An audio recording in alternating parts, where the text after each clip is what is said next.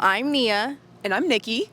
And we're here with Gabe Dynes. Gabe, how are you? Good, how are you guys? I'm doing awesome. So tell me about just moving from Kentucky and being in LA now. How's the lifestyle treating you? Definitely different. Certainly, I really like it though. I love the weather. It just snowed for the first time back in Kentucky yesterday. My mom sent me a video. I was like really happy to be here. It was like 80 degrees. It's really different. Never really been to like an actual city like this before, so it was pretty cool. What's your favorite part about living in LA and just like the lifestyle and the culture? The weather. I love the beach. I love the weather.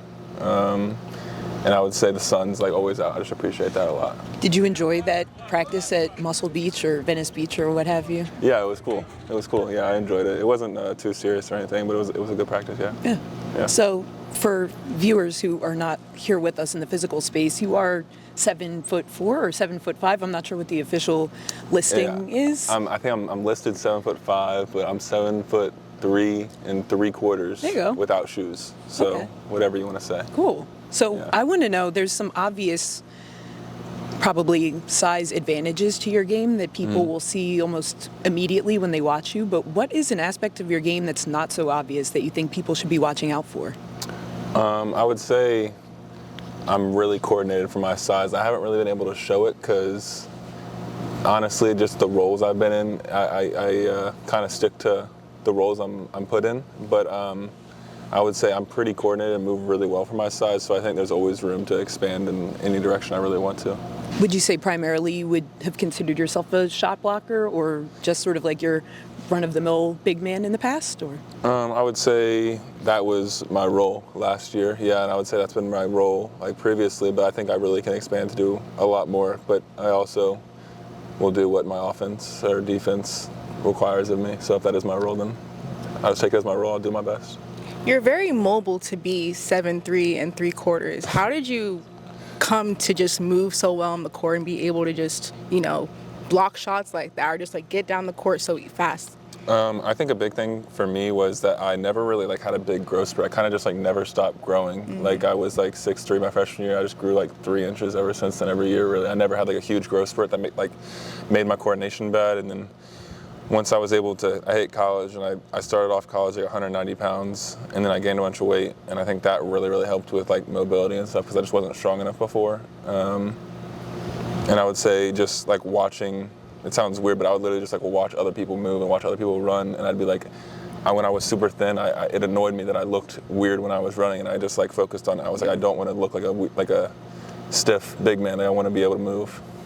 So So what workouts did you do to like stay mobile? Do you need anything funny to like just kind of move your body a certain way, or any just at-home workouts? Or honestly, I just communicated what I wanted to do with my trainers and my strength coach, and they kind of told me what to do. Yeah. Okay, so we did stalk your Instagram a little bit, and we know that you like anime. I mean, your profile picture on anime is the Beast Titan. Can you talk to me about that? Yeah, it's a Beast Titan from Attack on Titan. It's my favorite, not just anime, favorite show of all time. All time, okay. All time. Wow. Great show, Attack on Titan. Recommend it to everybody. Especially if you haven't watched anime before, it's a great first one. Yeah. But I would say I'm not too well versed in like Elijah. Elijah knows all like the tiny, insignificant ones. He'll be able to name you anything, but I would say I've watched the main ones. Yeah. What makes it the greatest show of all time? You have to watch it, but the level of like knowing the ending before you actually start the show, like the foreshadowing and stuff. If you watch it, like the callbacks and stuff at the end, it's really like a really well written story. Yeah. I'll have to watch. Yeah, you should. You really should. Yeah. You really should. I'm dressed up as my hero character for Halloween, but I'm not an Attack on Titan, so I'll get in on that. So you talked a little bit about the fluidity of your game, how you've adapted. You said you watched some people. Are there any players in the NBA or outside of there that you would say that you modeled your game after?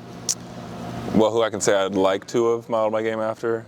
Like when I was younger, I used to watch like Chet Holmgren because he was like the only example I could think of that is like thin like me and tall. I was like Chet Holmgren, Kevin Durant, like they're both thin, super tall, and mobile. So I was always like, I want to be able to move like them. And obviously, if you watch me play, that's not really necessarily how I play. So I think it's hard to like compare me to anybody in the NBA because there isn't too many people. But I would say like I even like Kristaps, like I wanted to be like he moves really well. He's super tall. He's thin. but my goal has always been to gain more weight. I know Chet likes to be like 210. Like I would say I'm like 230 right now, and I prefer to be maybe even heavier. I'd say 240, 250 maybe, because I like being more physical and less finesse sometimes. But yeah. You said that you felt maybe like restricted to a certain kind of role in other parts of your basketball career. What would you say is your role here now at USC?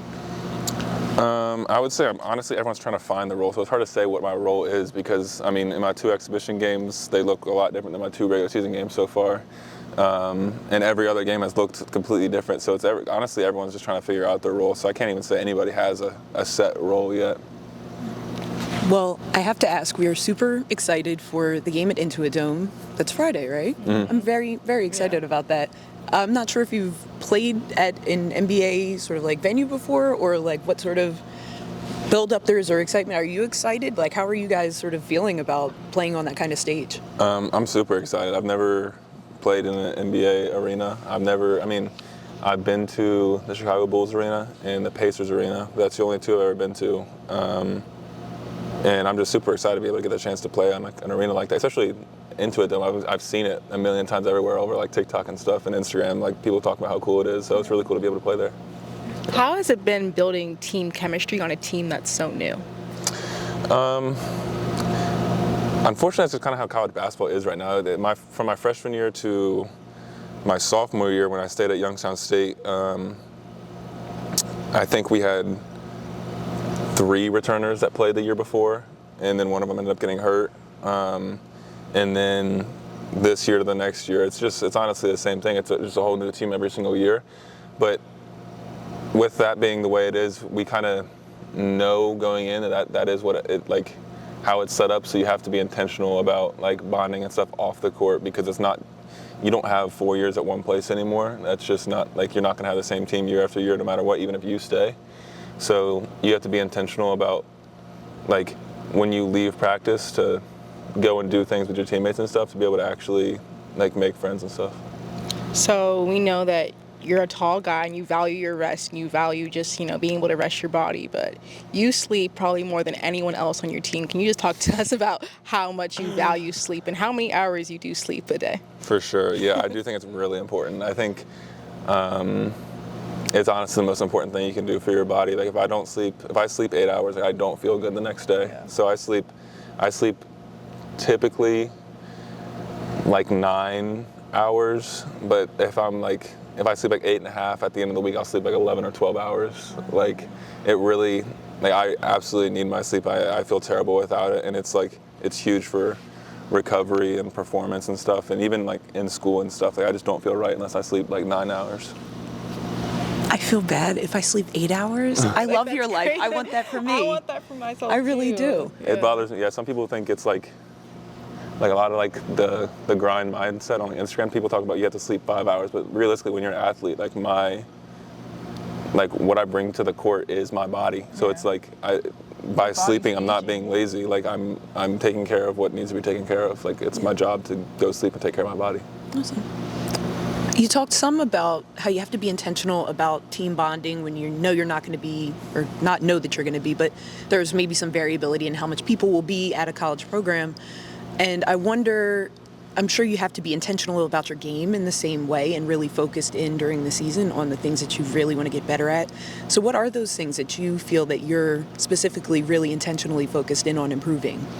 I would say for me is like just being, I think I take really like a strong pride in like playing super like active. Like I think that's always when I play best. Like if somebody's open, my job, like in like a scramble defense situation, like my job is to cover up mistakes and stuff. So I think for me, like just continuing to play super hard, like I think that's my strongest like asset, and I would think that's the thing I need to just always focus on doing. Like when I'm warming up for games and stuff, all I'm thinking is like, it doesn't matter if I make a mistake, but if you make a mistake and you're actively like trying to recover from it, like that's just what my game is, like to be able to make up for other people's mistakes. So what are you most looking forward to with this USC basketball season? You guys have some pretty exciting things coming up with Intuit Dome and then the Maui Invitational. What are some things that you're looking forward to personally? I'm just super excited to see how it all plays out. Like I mean, you never know till you're actually there, and you just think about it all year leading up to these moments, and you have no idea until it happens. So I'm just super excited to see how it all works out. I'm Mia. I'm Nikki. I'm Gabe. And we'll see you guys next time. Fight on. How do we do it? I'll just do it, and then Gabe can say his Okay, name. you'll say I'm Mia, I'll say I'm Nikki, you'll say I'm Gabe. And, Yeah. We'll see you next time. We'll see you next time? Yeah. I like we'll see you next Okay. time. Okay. Awesome.